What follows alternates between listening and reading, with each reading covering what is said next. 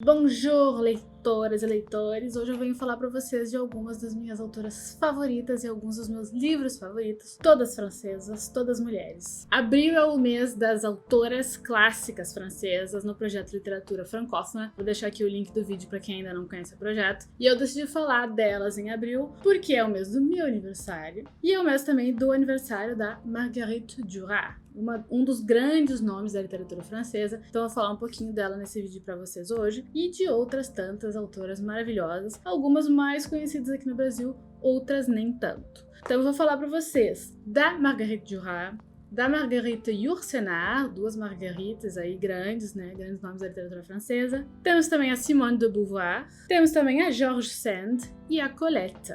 Então, 5 nomes aí muito legais pra gente conhecer, se vocês já não conhecem. Me contem aqui nos comentários se vocês já conhecem esses nomes, já ouviram falar, quais, ou se tem algum que nunca ouviram falar, que isso é legal também, né, da gente descobrindo autoras novas. Mas então vamos lá, vou começar falando pra vocês da autora que faz aniversário junto comigo em abril. Curiosamente, não tão conhecida aqui no Brasil tanto quanto um Victor Hugo ou um Flaubert. A Marguerite é um dos maiores nomes da literatura francesa. Ela foi uma mulher enorme, ela marcou muito, não só a literatura francesa, mas o cinema também. Ela também foi diretora e roteirista. Então, ela escrevia super bem, textos super fortes, super bonitos. Um pouquinho mais sobre a autora, então, antes da gente entrar no livro em si. Ela nasceu onde hoje, atualmente, é o Vietnã. Na época em que ela nasceu lá, era uma colônia francesa, então hoje é uma ex-colônia. E aí, quando ela faz 18 anos, ela se muda para a França, onde ela vai estudar Direito. Então ela vai estudar Direito, depois se tornou uma grande autora, mas durante toda a vida ela também foi muito ativista política. Então ela era muito ligada com as questões sociais da época dela, apesar da grande paixão verdadeira ser a literatura. O que ela amava mesmo fazer era escrever. E os livros dela vão ser muito influenciados por essa vivência que ela teve, num país asiático, na infância, na adolescência dela, crescendo ali numa ex-colônia francesa, que a situação não era fácil. Então a maioria dos livros dela eles têm um tom assim meio autobiográfico, meio autoficcional, e bastante desse passado, lá no Vietnã, ele aparece, ele volta bastante. E ela sempre foi um grande sucesso, então O Amante, também tem A Dor, Barragem contra o Pacífico. Esses livros foram sempre sucessos assim de vendas no mundo todo, ela escrevia muito bem. Então ela escreveu 50 romances com direito a peça de teatro, novelas, mas ela escreveu também roteiros de filme. Eu tô muito contente de contar pra vocês que recentemente a gente recebeu essa tradução aqui pro Brasil, da editora Relicário, do Hiroshima, Meu Amor, que foi também um grande sucesso do cinema, que ela escreveu, o roteiro, tá aqui a capinha do filme para quem quiser dar uma olhada. É muito lindo o filme, ele é bem conceitual, assim, bem artístico parisiense, mas é muito bonito. E ele foi, então o roteiro foi escrito por ela e foi co-dirigido por ela também. Então, por causa de toda essa vasta obra que ela escreveu, ela é considerada ainda hoje como uma das maiores vozes da Europa. Inclusive, ela é muito lida em outros países lá europeus. E ela traz muito, como eu disse pra vocês, esse passado dela, essa experiência pessoal dela, crescendo no Vietnã. E ela traz também muito o tema da mulher. Apesar dela nunca ter se dito, se ter se nomeado como feminista, ela vai trazer muito esse tema da vida da mulher, das dificuldades da vida da mulher, principalmente a mulher da colônia, como é que foi pra mãe dela estar lá e criar os filhos. Então ela vai passar por muitas dificuldades na Barragem contra o Pacífico, se não tô errando o nome do livro. Ela vai contar a história da mãe dela, que teve a casa destruída e aí teve que se reconstruir do zero com 3 filhos. Então isso aparece bastante. O papel da mulher, a função da mulher aparece bastante nas obras dela. E no campo político ela vai também lutar ativamente pelos direitos das mulheres na França. Mas então, um pouquinho sobre a Marguerite, indico pra vocês esse filmaço também, e indico também o livro O Amante. Vamos entrar nele agora então um pouquinho mais. A Marguerite dedicou a vida dela à arte. E como eu disse pra vocês, ela pegou as experiências pessoais dela e transformou em arte. Então, muito aqui vai aparecer da infância dela no Vietnã, depois da adolescência, quando ela vem pra França, e as primeiras relações que ela vai começar a ter,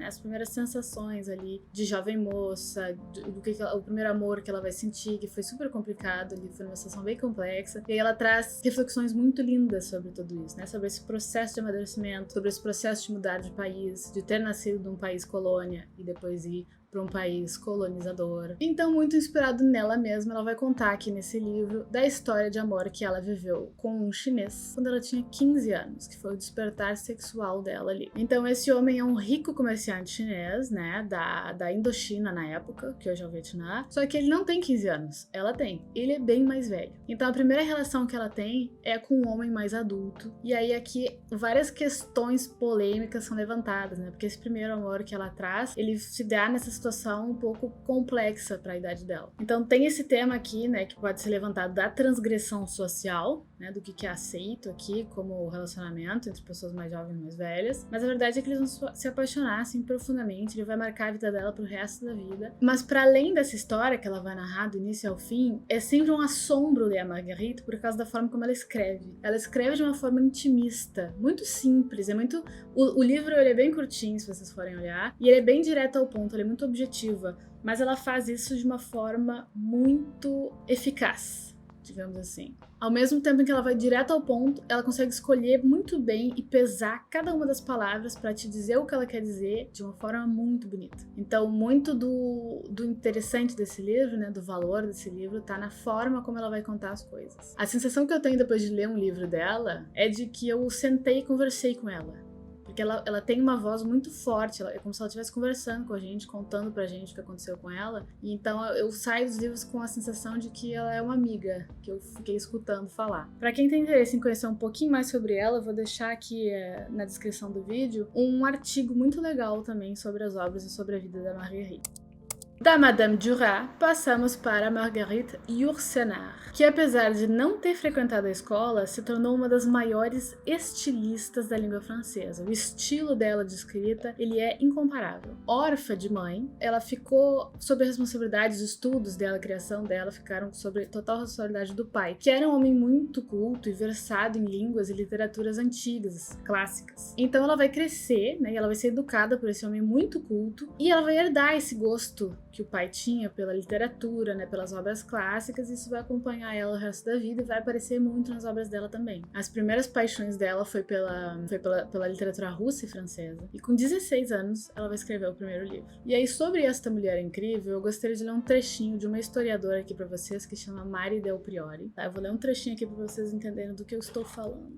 Marguerite Yourcenar é uma estrela à parte na constelação dos grandes escritores, inserida na encruzilhada de diversas correntes de pensamento, gêneros literários e tonalidades artísticas. Seu conhecimento profundo de múltiplas filosofias, religiões e mitologias alimentou uma obra singular. Então, assim como o pai dela, ela vai se tornar uma mulher muito culta e muito exigente. Ela sabia muito sobre muitos assuntos, e aí ela vai escrever principalmente romances históricos. Então ela vai pegar esse conhecimento que ela tinha de filosofia, de história, né, de história clássica principalmente, e ela vai transformar em literatura, ela vai juntar esses dois mundos. E aí ela reescrevia 1000 vezes os livros e se demorava em cada um deles o tempo que ela achava necessário para levar cada um à perfeição. Tem um livro que ela demorou 30 anos. 30 anos para escrever, em releituras e revisões e reescritas. Vale dizer que a autora, na verdade, é belga, tá? Ela não é francesa, ela é belga, ela nasceu na Bélgica, mas ela viajou, ela viveu pelo mundo todo. Ela vai, ali com uns 18 anos, eu acho, quando ela ainda é bem jovem, e fazer a sua formação na França também. E aí, em um certo momento da vida, ela vai se mudar para os Estados Unidos, onde ela vai viver com a companheira dela, a Grace Frick, com quem ela vai morar até a hora da sua morte, assim. A Grace era tradutora dela e revisora, e aí elas acabam desenvolvendo um relacionamento e vão morar juntas lá nos Estados Unidos, onde ela vai viver até o dia da sua morte, junto com a Grace. Então ela morou na Bélgica, na França, nos Estados Unidos, ela é uma mulher muito viajada, assim como seus personagens. Como eu disse pra vocês, ela vai sempre trazer muitos fatos históricos e vai trabalhar muito bem os personagens dela pra ser o mais fiel possível. Então os livros dela, tem gente que diz que é muito denso, muito difícil. Não acho que seja difícil, mas são leituras que requerem atenção, porque são, enfim, ela traz fatos históricos, né? Mas eu não acho que seja uma leitura difícil, é uma leitura muito, muito interessante que requer atenção. Esses livros que ela escreve precisam ser lidos com calma, com carinho, sem pressa. Não é um livro assim para ser devorado em qualquer momento, é um livro para ser apreciado com calma. Muitas pessoas dizem pra gente começar a ler a Yourcenar, ou dizem que os melhores livros dela são os dois aqui, Memórias de Adriano e A Obra em Negro, tá? Então nesse box aqui da Nova Fronteira tem os dois. Memórias de Adriano é realmente sensacional. a obra em negro também. Mas eles são calhamacinhos. Não chega a ser tão grande, mas eles são densos. É a leitura que eu falei pra vocês, uma leitura que requer atenção e tal. Então, pra quem ainda não conhece a autora, eu indico começar por esse aqui, porque ele é o mais curtinho dela, dá pra ler tranquilo em um final de semana. E eu acho que ele é muito injustiçado, eu acho que ele é incompreendido, esse livro aqui, ele é fantástico. Eu não sei o que as pessoas não falam mais dele. Então, esse livro vai se passar em 1919, em um país báltico, preso numa espiral de violência, de uma guerra civil que tá ligada à Revolução Russa. E aí, nesse interim, nesse país, estão, assim, um pouco escondidos num castelo, 3 jovens que vão viver uma história de amor. E esses 3 jovens que vão viver uma espécie de triângulo amoroso, eles são, neste livro curtinho, personagens super complexos.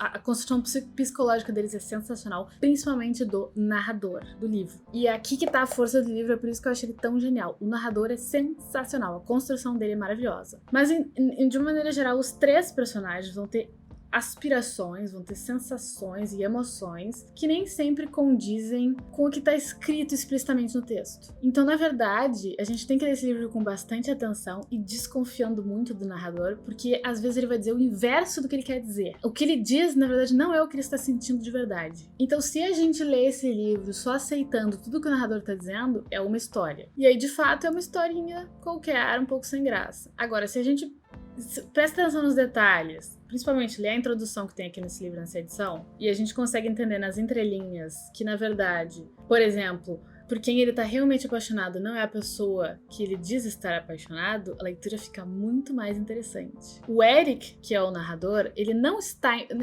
em paz consigo mesmo, ele não está em paz com quem ele é, o que ele é. Ele tá tão confuso com a situação dele que às vezes, talvez até sem querer, ele acaba dizendo o inverso do que o que ele queria dizer na verdade. Então, leitor, você tem que se dar conta de que às vezes ele vai se atrapalhar. E aí, pula essa parte do vídeo se você não quer uma spoiler, não é bem um spoiler, é uma chave de leitura, mas a verdade para entender esse livro aqui é que ele não está apaixonado por quem ele diz estar apaixonado. Na verdade, ele está apaixonado por outra pessoa. E é isso aqui, a gente pega nas entrelinhas do estilo e da agilidade narrativa da Marguerite Yourcenar. É por isso que esse livro é tão legal. Então não vou contar mais nada, vocês leiam esse livro.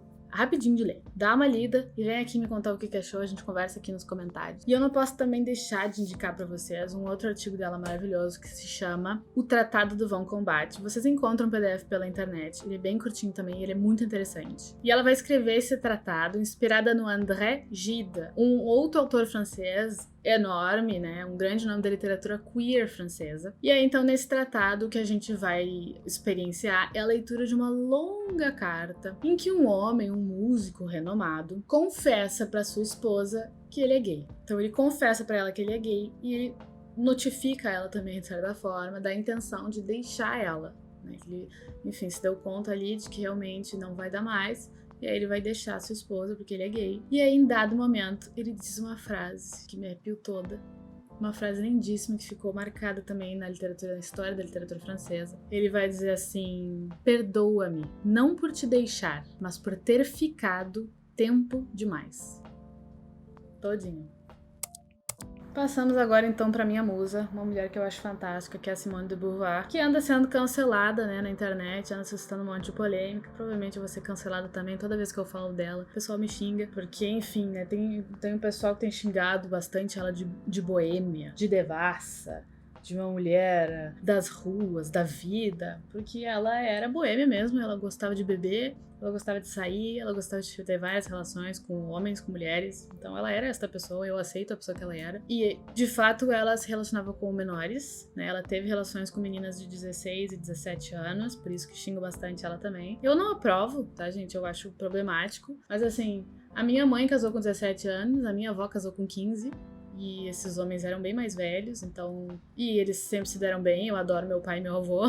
Então, claro que a gente tem que contextualizar as coisas, né, gente? Mas, assim, o fato dela ter namorado pessoas mais jovens, necessariamente, pelo fato em si, tirado de contexto, não me faz condená-la. Mas enfim, gostando ou não da Simone de Beauvoir, aprovando ou não as atitudes que ela tomou em vida, não tem como negar que ela tenha sido um nome de muito peso, tanto na história da literatura, quanto na história da filosofia, tanto quanto dentro do movimento feminista, que se articulava ali na época. Então, assim, sinto muito se você não gosta. Infelizmente, ela é uma mulher muito importante. Ela foi e ela é uma mulher muito importante. Ela foi uma pensadora muito original. Ela leu, assim, um absurdo de coisas. Ela sabia tudo sobre a filosofia, as correntes filosóficas da época, assim, na ponta da língua. Ela debatia de igual para melhor do que todos os filósofos ali na época, os homens. Então, assim, não consigo não admirar isso que ela fez. Mas enfim, não estou aqui hoje para exaltá-la como filósofa, estou aqui hoje para exaltá-la como escritora de ficção. Esse livro, publicado em 1954, marca a maturidade da autora. Ela já vinha escrevendo vários livros que fizeram sucesso na época dela, mas esse aqui foi o boom que explodiu, né? Depois do Segundo Sexo, foi o livro de ficção que explodiu dela. E ela vai ganhar o Goncourt, que é o prêmio mais prestigioso da França, né? Um prêmio literário assim, super de prestígio, tipo o Oscar, só que para livros, e só que na França. Mas enfim, é o maior prêmio que um autor francês pode ganhar, e ela ganhou com este livro aqui. E como acontece na maior parte dos livros da Simone, acredito que talvez todos os livros da Simone, ele foi muito inspirado nas experiências reais de vida dela, né? É importante lembrar que isto é uma ficção.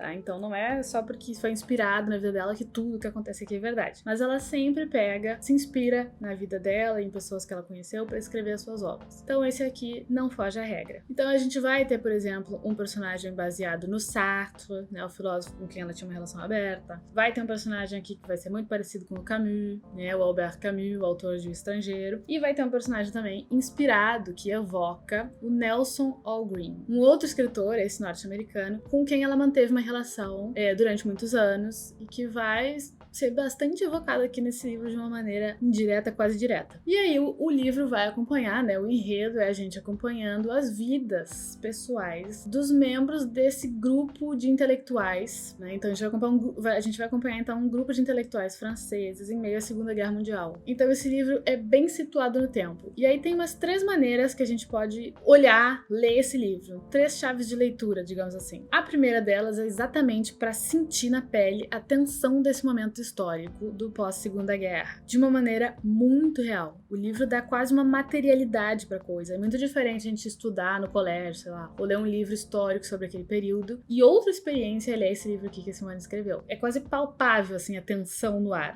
Ela dá uma consistência para esse período que é muito impressionante. E aí os personagens estão ali imbuídos nessa atmosfera e eles vão debater e pensar e conversar sobre aquelas questões vigentes na época e também sobre o papel do escritor. Então, o que tem o escritor a fazer em meio a tudo isso? Qual é o seu papel, né, dentro da sociedade, em meio a um contexto tão conturbado como esse? Uma segunda maneira de ler esse livro, né, ou uma segunda chave de leitura, é só pelos personagens. Só para acompanhar as tramas entre eles, porque tem várias teias de relações aqui que vão se traçando, tem vários personagens, tem vários plots diferentes, parece uma novela da Globo, assim. Então dá para fazer essa leitura meio que, tá bem, tem um contexto histórico ali, legal, mas eu quero saber o que acontece entre eles aqui, os relacionamentos, as amizades, as inimizades, o que vai acontecer. Um novelão de primeira qualidade. E uma terceira chave de leitura, uma terceira possibilidade de ler esse livro, não tem a ver nem com o enredo, nem com os personagens, mas pelas puras reflexões que ela traz, que também é uma característica própria do texto da Simone.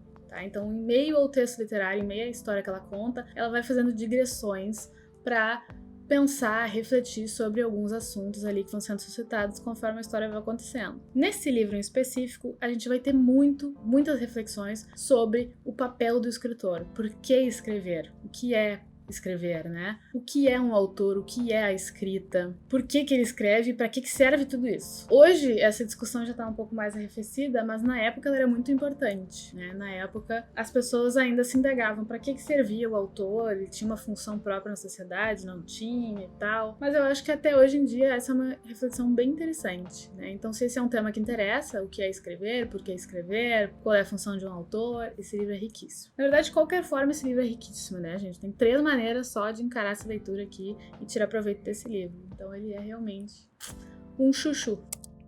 Passamos agora para A Vagabunda, da Colette. Eu amo ela, gente. Eu amo essa autora. Eu acho a trajetória de vida dela incrível. Outro grande nome da literatura francesa, mas que, para além dos seus textos e dos seus livros, ela fez história também por causa da sua coragem. Ela se divorciou, se relacionou com outras mulheres, né? Ela era bi. Ela usou calças, ela fumava, ela atuou nua nos palcos de Paris, em uma época em que tudo isso era tabu. Naquela época, gente, ela vai se divorciar ali em 1906, por aí, entre 1906 e 1910, não me recordo exatamente o ano, mas nessa época, de toda forma, o divórcio era tabu. Era um horror, era a desgraça da pessoa, era se divorciou, acabou a vida da mulher. Então, naquela época, as pessoas não faziam isso. A mulher que fazia isso ficava mal vista, ficava mais falada, era um absurdo. E ainda assim, ela quis encarar, porque ela se recusou a viver com um homem. O homem era um traste também, vou contar pra vocês. Ele abusava dela, ele era realmente um relacionamento tóxico, ele traía ela com várias mulheres, mas isso em si nem era pior, isso na época era normal. O homem fazia isso, a gente fechava o olho e fingia que não tava vendo. O que realmente vai doer ali é que ele era um escritor também, e ele, em um certo momento, vai começar a obrigar ela a escrever pra ele. No início ela fazia isso de bom grado, pra ajudar o marido, meu querido marido. Não, ele tá muito atarefado, vou escrever uma história pra ti, tu publica com teu nome. Mas com o passar do tempo as coisas foram, piorando, e chegou um momento em que ele obrigava ela, botava ela pra escrever, e daí ele publicava as histórias com o nome dele, né? E aí depois dizia pra ela, ninguém vai acreditar que foi tu que escreveu. Eu que tô botando meu nome aqui há horas, né? E as pessoas já conhecem esses textos aqui como meus, ninguém vai acreditar que uma mulher escreveu. Então chegamos nesse ponto, né? Então ela escrevia, ele roubava os créditos e publicava com o nome dele. E ela vai ter a coragem de fazer isso. Então ela vai se divorciar desse homem, vai denunciar esse homem, vai dizer, eu não vou mais ficar casada com ele.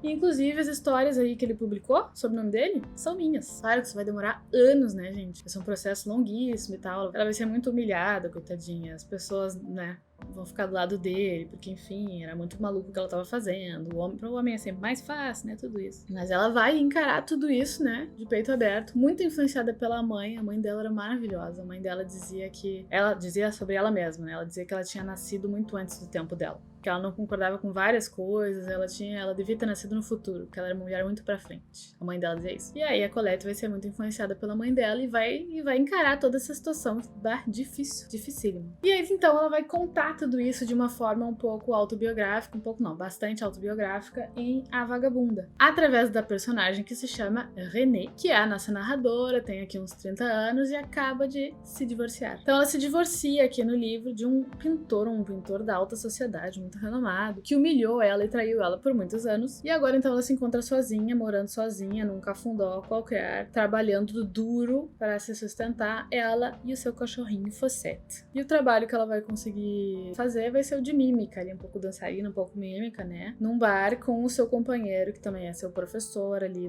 nesse novo trabalho, seu companheiro de palco, que se chama Brague, e vai entrar aí um terceiro personagem na história, que se chama Maxima, que no primeiro momento é assim um grande admirador, ele vai ver ela se apresentando como mímica e vai ficar completamente apaixonado, assim, completamente envolvido pela arte dela. E aí vai tentar conquistar ela. E é um homem bacana, assim, ele é caloroso, ele é simples, ele é querido, mas ela ainda tá muito machucada do divórcio que ela acabou de passar, então as coisas não vão ser tão simples assim, né? Eu não quero dar muitos spoilers, mas a história aí se complexifica um pouco, principalmente, e pra mim esse que é o legal da história, por causa de um certo apego que ela vai desenvolver com essa sensação de liberdade que ela adquiriu depois do divórcio. Então, apesar dos pesares, apesar de todo o sofrimento, ela descobre que ela consegue viver por ela mesma. Ela descobre que ela consegue ser independente, ela descobre que ela consegue se manter sozinha, que ela pode trabalhar pra viver, pra fazer as coisinhas dela. Então ela se apega a essa sensação assim de autonomia, de liberdade dela com ela mesma.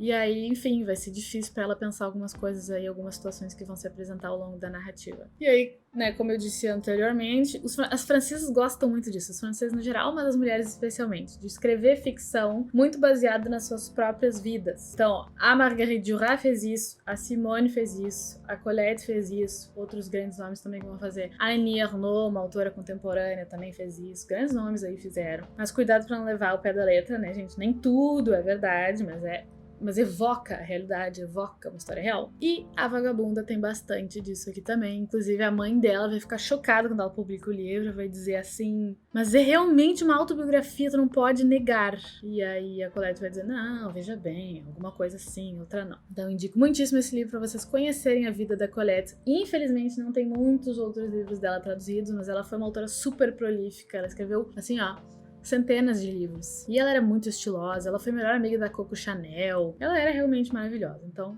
indico muitíssimo esse aqui. E para terminar, vamos de George Sand, que o mercado editorial brasileiro insiste em ignorar também, eu não entendo porquê. Já fiz esse meu discurso de ranço em outro vídeo aqui. Mas enfim, ela também é uma autora maravilhosa, que tem pouquíssimos livros traduzidos no Brasil, em edições um pouco mais antigas. Eu não entendo essa teimosia, mas a verdade é que ela é uma autora magnífica. E além de autora, como mulher, ela também era muito interessante. Porque ela vai ter uma trajetória semelhante, parecida, lembra a trajetória da Colette, porque vai ser também uma trajetória de muito de desafio às outras pessoas. O nome real da George Sand, né, que esse aqui é o nome fictício dela para ela poder publicar, porque, né, mulher publicando não vendia livro, era, na verdade, Aurore Lucille. Uma mulher que viveu intensamente, se apaixonou, ela amou intensamente. Ela teve amantes que duraram muitos anos. E ela teve muitos amantes também que duraram nem 24 horas. Ela se envolveu com vários autores famosos da época, como Alfred Musset, e músicos famosos também, como o Chopin. Ela foi amante do Chopin. Também se vestia como homem, né? Na época ela usava calças e teimava em fumar em lugares que era proibido para mulheres, só homens podiam fumar. Né? Tinha lugares na época em que só homens podiam fumar, mulher não. E ela teimava e dizia se ele pode eu também. E fumava lá nesses lugares. E então ela tinha uma fama um pouco mal vista, assim. Ela era mal falada na sociedade por causa dessas ações que ela tinha, mas ela não tava nem aí. Escreveu muito, muito, muito. Ela escreveu uns 80 livros pra mais, eu acho. Por isso meu ranço. Tem 80 livros pra traduzir pro Brasil e a gente tem o quê? 2. Na verdade, por isso que eu trago essa história aqui, a história do Verdadeiro Simplício, que é uma historieta bem curtinha, na verdade é uma fábula um pouco fantástica, bem curtinha, então tô indicando ela porque é fácil conhecer a George Sand, é um livro bem curtinho, ele é ilustrado, e eu indico ele também porque assim vocês podem conhecer ela, e porque não tem muitos outros livros traduzidos no Brasil, o que é uma tristeza, tá? Então ele é ilustrado.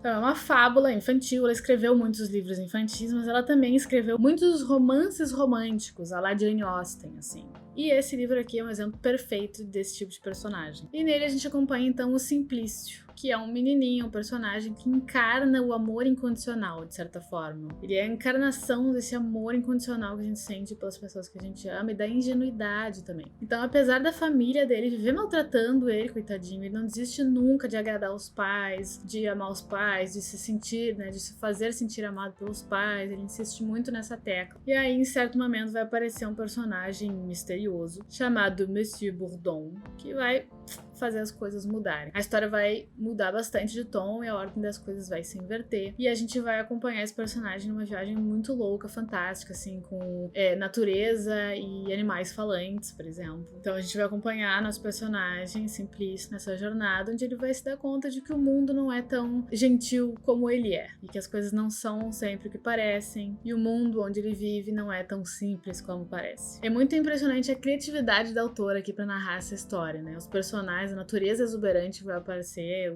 os animais falantes, é muito legal como ela vai construir isso daqui. E ao mesmo tempo que esse gênero, né, a fábula, ele é um gênero um pouco mais antigo, digamos assim, a autora vai se provar super moderna na forma dela de narrar a história. Ela vai criar uma tensão constante entre o humano e o animal. O real e o fantasioso, o verídico e o que é do domínio da imaginação, né? Muita questão, assim, do que é verdadeiro e o que é metáfora. E nem sempre os limites entre essas coisas vai estar aparente. Nem sempre a gente vai conseguir distinguir onde é que tá um e onde é que termina e onde é que começa o outro, o que é verdade aqui, o que não é, o que é viagem, o que é fantasia mesmo, o que é realidade. Então é uma construção muito hábil da autora aqui, por isso que eu gosto muito desse livro também, apesar dele ser uma fábula mais voltada para o público infanto-juvenil.